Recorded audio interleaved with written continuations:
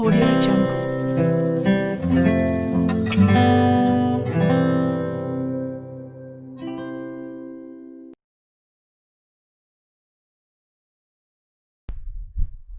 વિદ્યાર્થી મિત્રો નમસ્કાર. આગળના પાઠમાં આપણે ભણી ગયા અર્થશાસ્ત્રમાં. હવે ભૂગોળ તરફ જઈએ તો આપણી આજુબાજુમાં જ જે માહિતી પડેલી છે, આપણે જેનો કાયમી મહાવરો છે એવા પાઠ તરફ જઈએ તો આજે ધોરણ 10નો સામાજિક વિજ્ઞાનનો પાઠ પણ 10,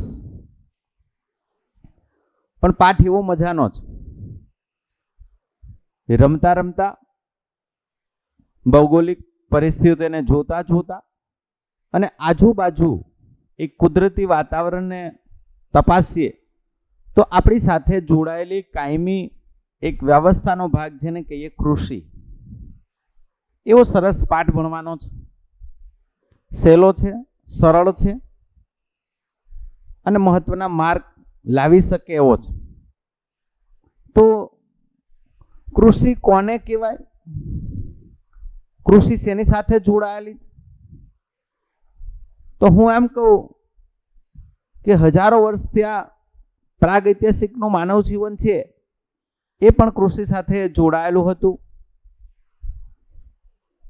પ્રાગૈતિહાસિકનો માણસ રખડતું ભટકતું જીવન જીવતો, સ્થાયી થયો, ખેતી કરતો થયો, ટેકનોલોજી સાથે સંકળાતો થયો. એ જ વસ્તુને ધીમે ધીમે એક પ્રગતિ તરફ આપણે જે આજે કૃષિને જોઈએ છે, પણ એ કૃષિ દેશ સાથે સીધો સંબંધ ધરાવે છે. એમાં આપણે જોઈએ આપણું ભારત, તો એની સાથે મોટા ભાગનો સંબંધ જોડાયેલો છે. એટલે કૃષિ દેશ અને ભારત એમ કહીએ તો દેશ એટલે આપણો દેશ ભારત, પણ વિશ્વના દેશો પણ છે. એ દેશો પણ કૃષિ સાથે કઈ ને કઈ અંશે જોડાયેલા છે. તો પ્રાચીન કાળથી લઈને લોકોનું જીવન ધોરણ એ કૃષિ આધારિત છે. કૃષિ એટલે ખેતી, કૃષિ એટલે ખેતી.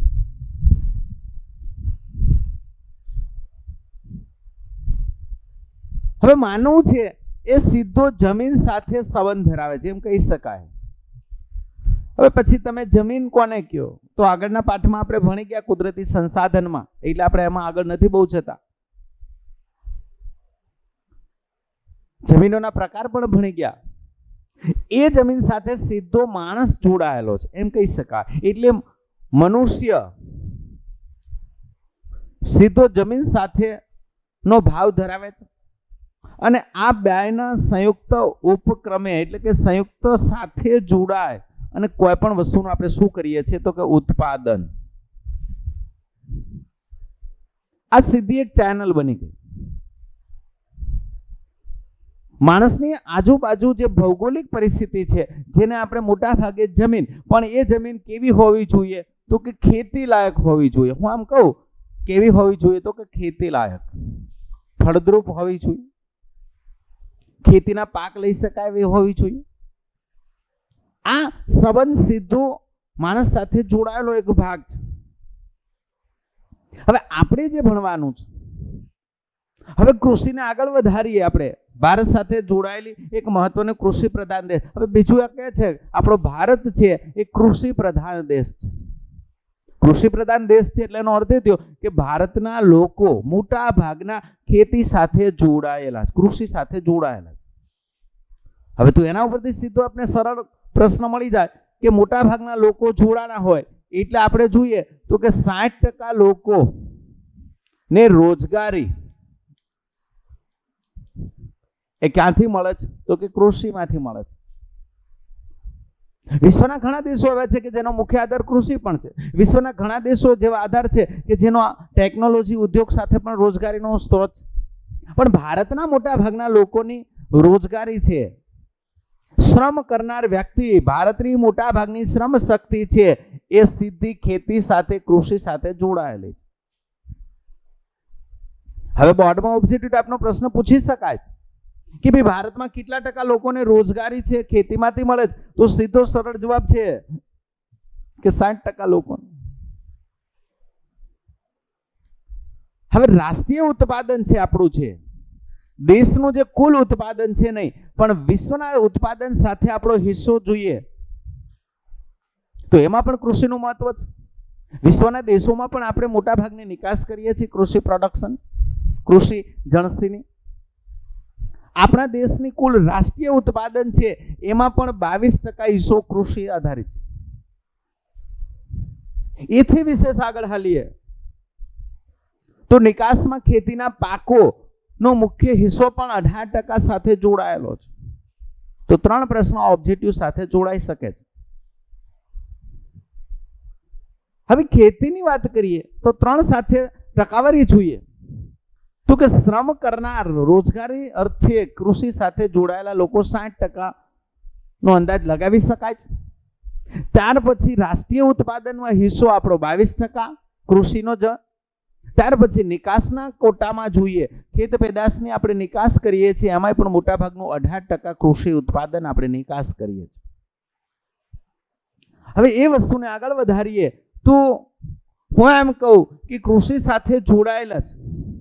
હવે ખેતી છે તો ખેતી કયા પ્રકારે થતી હશે? આગળ આપણે કૃષિના પ્રકારની સાથે જમીનના પ્રકાર જોઈ ગયા હતા કે ભાઈ જમીન છે એના પ્રકાર કેટલા ને ક્યાં ક્યાં. હવે આપણે એ જોવાનું છે કે ભાઈ કૃષિ કઈ પદ્ધતિથી થાય છે. ભારતમાં જે ખેતી થાય છે એના પ્રકાર જોઈએ તો હું અહીંયા તમને જોઈ શકો છો કે પહેલો પ્રકાર છે જીવન નિર્વાહ. હવે એની સાથે આપણે જો સાથે બેને અલગ કરીએ તો સીધી વ્યાખ્યા સરળ બની જાય કે ભારતમાં કેટલા પ્રકારે ખેતી થાય છે. તો જીવન નિર્વાહ ખેતી, સૂકી ખેતી, આદ્ર ખેતી, ઝૂમ ખેતી, બાગાયતી ખેતી અને સઘન ખેતી. હવે બોર્ડમાં પ્રશ્ન પૂછી શકે 2 માર્કમાં કે ભાઈ કૃષિના પ્રકાર કેટલા ને ક્યાં ક્યાં.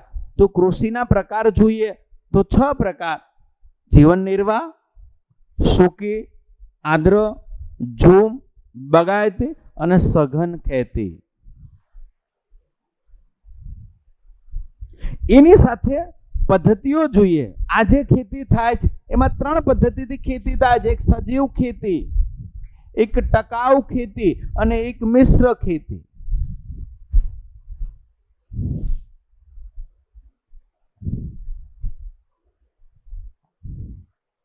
હવે પરિસ્થિતિ જોઈએ. હવે એક એક વ્યાખ્યા ટૂંકી સમજી લઈએ કે ભાઈ જીવન નિર્વાહ ખેતી, ખેડૂત ખેતી કરે, આવકના સ્ત્રોત મેળવવા માટે ખેતી કરશે, પણ પોતાના કુટુંબનું ભરણ પોષણ થઈ શકે એટલી આવકનો સ્ત્રોત માત્ર એના હાથમાં બચે, અથવા એના તો કે આત્મનિર્વાહ ખેતી તરીકે મોટા ભાગની ખેતી ભારતમાં જે થાય એ જીવન નિર્વાહ ખેતી થાય. પોતાના કુટુંબનું ભરણ પોષણ સાથે જોડાય, આવકના સ્ત્રોત એટલા જ માત્ર હોય. હવે જોઈએ તો એટલા માટે કે ખેતી કરવા માટેની બીજી પરિબળો જોડાયેલા છે. એને ખર્ચના પરિબળો પણ સાથે જોડાયેલા છે અને નફાના પરિબળો પણ જોડાયેલા છે. પણ માત્ર કુટુંબનું ભરણ પોષણ થઈ શકે, આત્મનિર્વાહ પોતાના પરિવારનું ગુજરાન ચલાવી શકાય એટલી આવકના સ્ત્રોતો જ્યાં મેળવી શકાય છે એવી ખેતી કે મોટા ભાગનું આત્મનિર્વાહ ખેતી તરીકે એટલે કે જીવન નિર્વાહ ખેતી તરીકે આપણે એને ઓળખીએ છીએ. એક બાજુ આવક છે, એક બાજુ એને ખર્ચ છે. આ બે પરિસ્થિતિને એક ખેડૂત ખેતી કરે છે. ત્રીજી સૂકી ખેતી. તો ભારતમાં ઘણી જમીન એવી છે કે જ્યાં સિંચાઈની સગવડ નથી. ઘણી જગ્યા છે, ઘણી જગ્યા માત્ર વરસાદ આધારિત ખેતી થાય છે. વિદ્યાર્થી મિત્રો અહીં બેઠા હશે તેને પણ ખ્યાલ હશે, સાંભળતા હશે એને પણ ખ્યાલ હશે કે તમારે 1 કે 2 3 ખેતર હશે, એમાં એક ખેતરમાં કૂવો, બોર, બહુહેતુક યોજના એટલે કે કેનાલ દ્વારા પાણી મળતું હશે, કોઈ ખેત તલાવડી દ્વારા તમે પાણી મેળવતા હશે, તો એ સિંચાઈ આધારિત ખેતી થઈ. પણ એ ખેતરે કોઈ કૂવો નથી, કોઈ બોર નથી, કોઈ તળાવ નથી, કોઈ નહેર નથી, કોઈ સ્ત્રોત નથી. તો એ માત્ર વરસાદ આધારિત છે. જો વરસાદ પડે તો ખેતીનો પાક લઈ શકાય. જો વરસાદ પડે તો ખેતીનો પાક લઈ શકાય, તો એમાંથી આવક મેળવી શકાય. આવી ખેતી છે. કારણ કે વરસાદ આધારિત જમીનમાં ભેજનું પ્રમાણ એટલા મહિના જ રહેશે, ખેતીનો પાક પણ એકથી વધુ લઈ શકાશે નહીં. તો આવી ખેતી છે એને આપણે સૂકી ખેતી પણ ઓળખીએ છીએ. ત્યાર પછીનો ત્રીજો વિભાગ આપણે જોઈએ, આદ્ર ખેતી. જ્યાં વરસાદનું પ્રમાણ વધુ હોય, જેને ભીની ખેતી તરીકે પણ ઓળખવામાં આવે છે. વરસાદ ઓછો પડે તો એવા સમયાંતરે ત્યાં સિંચાઈની સગવડ ઊભી કરી દેવામાં આવે છે, જેથી ખેતીનો પાક સીધો બચાવી શકાય છે. જમીનમાં ભેજનું પ્રમાણ પણ જાળવી રખાય છે. આવી જે ખેતી થાય એને આપણે આદ્ર ખેતી તરીકે ઓળખીએ છીએ. સૂકી ખેતીમાં ખેતીના પાક જોઈએ તો બાજરી, મકાઈ એવા થઈ શકે. જ્યારે આદ્ર ખેતી, ભીની ખેતીમાં તમે કપાસ, ડાંગર, વધુ ભેજનું પ્રમાણ જેમાં જરૂર હોય એવા પાકને પણ તમે લઈ શકો છો. ત્યાર પછીની ઝૂમ ખેતી. ઝૂમ ખેતીનું બીજું નામ છે સ્થળાંતરીય, એક સ્થળેથી બીજે સ્થળે સ્થળાંતર થવું. આદિવાસી ભાઈઓ બહેનો જે ખેતી કરતા પહાડી વિસ્તાર હોય કે જ્યાં સપાટ મેદાન નથી, હાડમારું બેવરું જીવન જીવે છે, એ લોકોને ખેતી કરવી થોડી અગવડતા ભરી છે. તો કે અમુક પહાડી વિસ્તારોમાં અમુક જગ્યાએ ચોક્કસ જંગલોને સાફ કરી દેવામાં આવે, બાળી દેવામાં આવે અને એ જગ્યાએ ખેતીની શરૂઆત કરી દેવામાં આવે. પછી અમુક સમય સુધી ત્યાં ફળદ્રુપતા જળવાઈ રહે, ત્યાં કૃષિનો પાક લઈ શકાય. પછી અમુક સમયાંતરે ત્યાં કૃષિના પાક માટે પોષક તત્વોની ઉણપ સર્જાય, એટલે એ જગ્યા છોડી અને બીજી જગ્યાએ સ્થળાંતર કરે. તો આવી ખેતીને કહેવામાં આવે છે ઝૂમ ખેતી. ઉત્પાદન છે આમાં ઓછું જોવા મળશે. ત્યાર પછીનો પાક છે બાગાયતી પાક. આ ખેતી મોટા ભાગે એક વખત વાવેતર થઈ જાય પછી વારંવાર એને વાવેતર કરવું પડતું નથી. દાખલા તરીકે હું આમ કહું, રબરના બગીચા બનાવવામાં આવે, ચાની ખેતી કરવામાં આવે, આંબાની ખેતી કરવામાં આવે. આવા બાગાયતી પાકો જે છે એક વખત વાવેતર પછી લાંબો સમયમાં ઉત્પાદનની પ્રક્રિયા ચાલુ રહે છે. પણ એ ખેતી કરવી થોડી ખર્ચાળી છે. સિંચાઈની સગવડ બારેમાસ જોઈએ, વાતાવરણની પણ અનુકૂળતા જોઈએ. આ બધી જ્યાં જેવી અનુકૂળતા છે એવા પ્રકારની જે ખેતી થાય, કારીગરતા પણ વધારે જોઈએ, મૂડીરોકાણ પણ વધારે જોઈએ. કારણ કે લાંબો સમય વાવેતર કર્યા પછી એનો ઉત્પાદન ક્ષમતા છે અમુક વર્ષે આવે, તો એટલા વર્ષ સુધી ખેડૂતે પોતાનું આજીવિકા માટે પણ વિચારવું પડે. પણ એક વખત ઉત્પાદન શરૂ થાય પછી વાવેતરનો ખર્ચ ઘટી જાય. કુશળતા જોઈએ, કારીગરીતા જોઈએ, કારણ કે લાંબો સમય એ બગીચાઓને ટકાવવા પડે, એ વનસ્પતિને જરૂરિયાત પૂરી કરવી પડે. તો એવી ખેતીને બાગાયતી ખેતી તરીકે પણ ઓળખવામાં આવે છે. ત્યાર પછીનો પ્રકાર છે સઘન ખેતી, જ્યાં સિંચાઈની સગવડ વધુ જોઈએ, રાસાયણિક ખાતરનો ઉપયોગ, કીટનાશકો, આ વિવિધ પ્રકારની જંતુનાશક દવાઓ કે જ્યાં વારંવાર વધુ ને વધુ જેનો ઉપયોગ થાય, એટલે થોડી ખર્ચાળ પણ છે. ઉત્પાદક ક્ષમતા પણ આપણે વધારી શકીએ છીએ, રોકડિયા પાક પણ લઈ શકીએ છીએ. તો આવી ખેતીને સઘન ખેતી કહેવામાં આવે છે. તો વિદ્યાર્થી મિત્રો, જીવન નિર્વાહથી લઈ અને સઘન ખેતી સુધીના પ્રકારો આપણે જોઈ ગયા. કૃષિની પદ્ધતિઓ, ભારતમાં જે પદ્ધતિ ખેતી થાય, સજીવ ખેતી, ટકાઉ ખેતી અને મિશ્ર ખેતી, એ આવતા પીરિયડમાં આપણે જોશું. વિસ્તૃત આ પ્રશ્ન બોર્ડમાં પણ પૂછી શકાય, ઓબ્જેક્ટિવ પણ પૂછી શકાય. અને આપણી આજુબાજુમાં જોવા મળતી ખેતી થી આપણે બધા વિદ્યાર્થી મિત્રો માહિતગાર છે. એટલે આ પાઠ એવો છે કે જે યાદ રાખવું સહેલો છે, સરળ છે. માત્ર એની વ્યાખ્યાઓ સમજી લો, એક વખત વારંવાર વાંચવાનો પ્રયત્ન કરશો એટલે હું નથી માનતો કે આ પાઠમાંથી એક પણ માર્ક આપણો બોર્ડમાં કપાઈ શકે. સારા માર્ક આ પાઠમાંથી પણ આપણે લઈ શકીએ એવી અપેક્ષા રાખીએ છીએ.